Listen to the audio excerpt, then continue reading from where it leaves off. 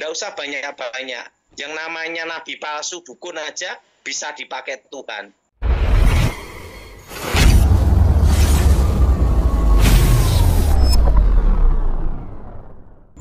Shalom Pak Daud.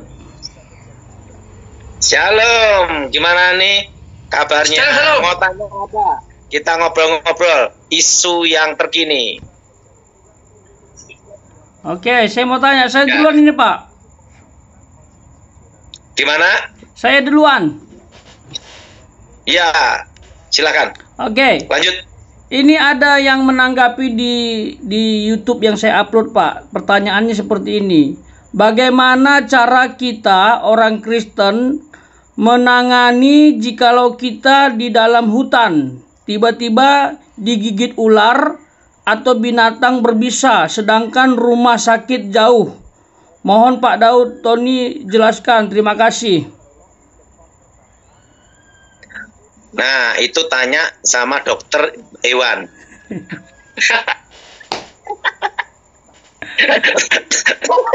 Tanya sama dokter hewan, karena itu bidangnya. Betul? Betul. Soal apa lagi? Itu dulu Pak, mungkin John Pregader mau bertanya itu Pak. Banyak pertanyaan itu Pak. Oke. Lanjut, Jonas mau tanya apa? Iya, silakan John. Silakan John, mau tanya apa? Oke, siap. Pertanyaan saya simpel Pak, tapi ini sering dialami oleh orang percaya. Pertanyaan begini Pak, apa yang membuat kemampuan ilahi atau karunia Tuhan dalam hidup kita menjadi padam atau dingin? Apakah karunia ilahi itu ada kadaluarsanya Pak? Karena ada yang bertanya seperti itu Pak. Dulu saya melayani tapi ternyata sekarang kok jadi gimana lah, untuk naik itu hadirat Tuhan lama sekali gitu katanya Pak. Gimana menurut Bapak? Kalau menurut saya, karunia itu kalau sudah diberikan tidak diambil Tuhan lagi, tetapi bisa tidak aktif. Kenapa tidak aktif? Karena tidak melangkah dan tidak digunakan. Ya. Dan itu bisa dikobarkan kembali dengan hubungan dekat dengan Tuhan. Oke. Contohnya siapa? Simpson. Ya. Nah, begitu rambutnya tumbuh, itu kan artinya kedekatan dia dengan Tuhan. Nah, karena kalau Tuhan sudah berjanji, sudah memberi, Tuhan itu tidak menyesal. Ya.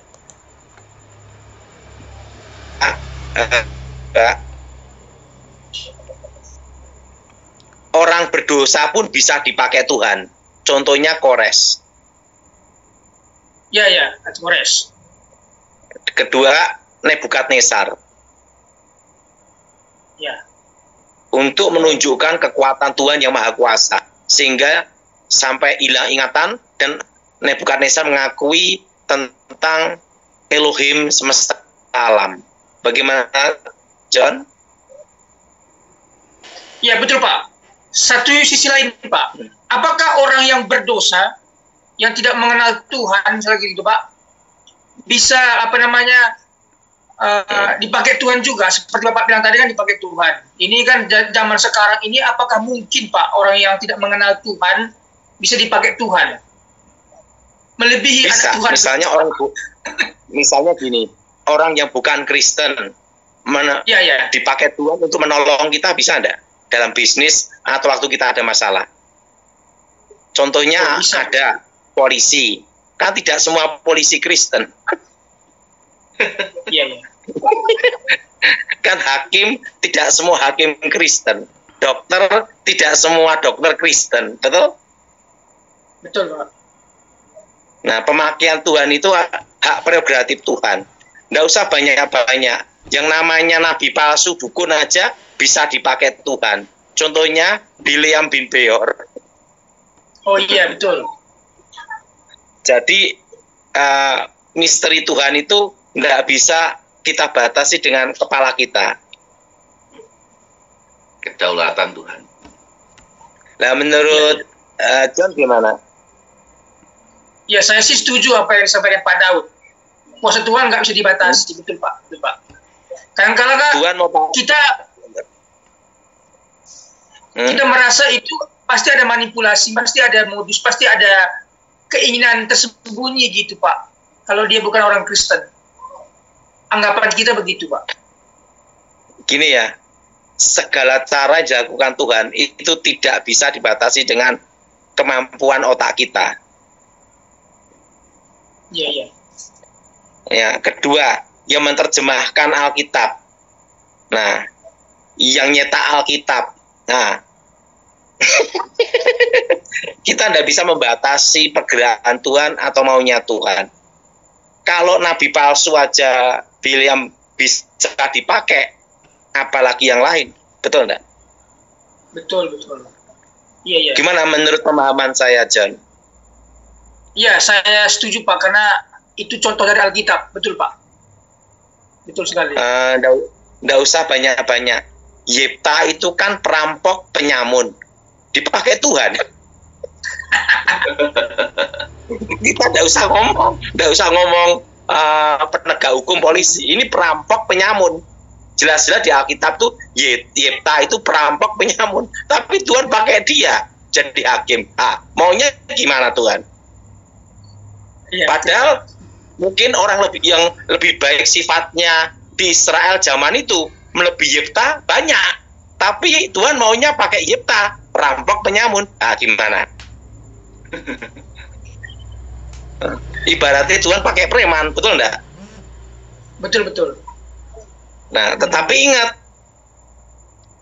di dalam diri Yefta sekalipun preman, dia adalah orang yang memegang teguh janji, sampai anaknya pun dikorbankan, betul? Ya. Iya. Jadi kalau Tuhan mau pakai orang itu pasti ada hal yang nilai lebihnya. Kita tidak bisa membatasi pergerakan Tuhan. Nggak usah banyak-banyak. Zaman dulu ada pendeta yang dipakai Tuhan luar biasa, bisa lihat surga, nubuatan macam-macam. Tiba-tiba ngaku dia adalah gay, langsung geger, betul enggak? Ya, betul. Iya. Betul enggak? Iya, iya, Ya, betul Pak. Sia-sia jadinya. Terusan ada juga yang dipakai Tuhan, sekali lambaikan tangan tiup ribuan orang roboh. Coba John tiup, nggak ada yang roboh kan? Itu hidung Pak. Tiba-tiba di keluarganya cerai. Nah, gimana? Artinya apa? Kasih karunia Tuhan tidak bisa dibatasi dengan kelemahan manusia. Maunya Tuhan gimana, kita tidak tahu. Penting hidup kita dekat dengan Tuhan, hidup benar gitu aja udah. Nggak usah neko-neko, nggak usah mikir macam-macam. Karena apa? Tuhan mau pakai siapapun itu haknya dia. Wong presiden aja nunjuk menteri sesukanya dia, apalagi Tuhan. Betul? Betul. Tuhan maka rampok jadi hakim, yaitu maunya Tuhan, betul enggak? Ya. Tuhan mau pakai Daud, padahal dia yang paling kecil, mungil, dan angon wedus pelihara domba, ya, padahal kakak-kakaknya lebih hebat. Gimana? Wong itu maunya Tuhan, nggak bisa diprotes. Padahal yang lebih hebat dari Daud banyak, tapi ingat Tuhan melihat hati. Ya. Ya. Jadi kita tidak bisa membatasi pergerakan Tuhan. Ada di Alkitab seperti ini. Pemerintah itu adalah wakilnya Tuhan. Betul enggak, John? Betul, betul. Berarti Tuhan pakai pemerintah enggak? Iya, pakai, betul Pak. Berarti itu termasuk pemakaian Tuhan enggak? Iya, betul. Pemakaian Tuhan. Siapapun yang jadi presidennya, Tuhan yang pakai. Ingat, dalam sejarah Indonesia merdeka sampai sekarang tidak ada presiden Kristen loh ya. Ya. Nah, tapi Tuhan pakai dia untuk apa? Mimpin bangsa ini, memberi hikmat kebijaksanaan. Bagaimana menurut John? Iya, saya setuju Pak, betul. Tuhan pakai mereka. Betul? Betul? Jadi pemakaian Tuhan itu haknya Tuhan. Wong Tuhan mau pakai rampok untuk jadi nabi ya bisa. Betul? Contohnya siapa? Yefta. Betul? Itu di depan mata itu. Apa Anda ada orang lebih baik daripada Yefta, seorang perampok? Betul enggak? Iya, betul Pak. Latar belakangnya juga kacau balau. Betul enggak? Betul? Betul. Apa enggak ada yang lebih benar? Betul enggak? Iya. Tapi ingat, Tuhan itu melihat hati. Yes. Gimana pandangan saya, John? Ya, saya setuju Pak. Tuhan melihat hati. Ketika hatinya sudah berbalik kepada Tuhan, karunia-Nya pun akan bekerja lagi Pak ya. Gimana menurut? Jadi karunia itu bisa diambil enggak? Itu urusan Tuhan, bukan urusan kita. Ya, setuju. Tuhan mau ambil atau pademin atau cabut dari muka bumi, itu urusan Tuhan. Kedaulatannya. Maunya dia gimana lagi? Gimana, John? Ya, maunya Tuhan. Kita mau ngatur-ngatur Tuhan. Tuhan ngomong, lu siapa?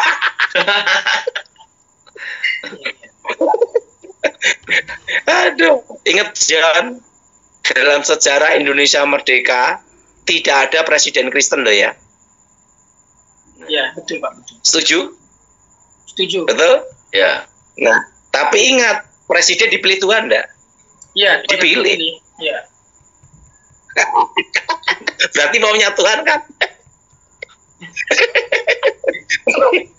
Gimana penjelasan saya, John? Saya setuju Pak, betul Pak. Ya. Mau tanya apa lagi, John? Jadi kalau Tuhan memberi karunia, itu tidak diambil lagi. Karena Tuhan tidak menyesal. Kecuali satu. Orangnya murtad, menyangkal Yesus. Baru karunia itu diambil. Iya. Ini masih karunia supranatural ya. Iya.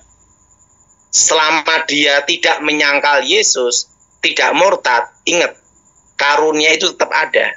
Buktinya ada. Siapa? Simpson. Betul? Betul.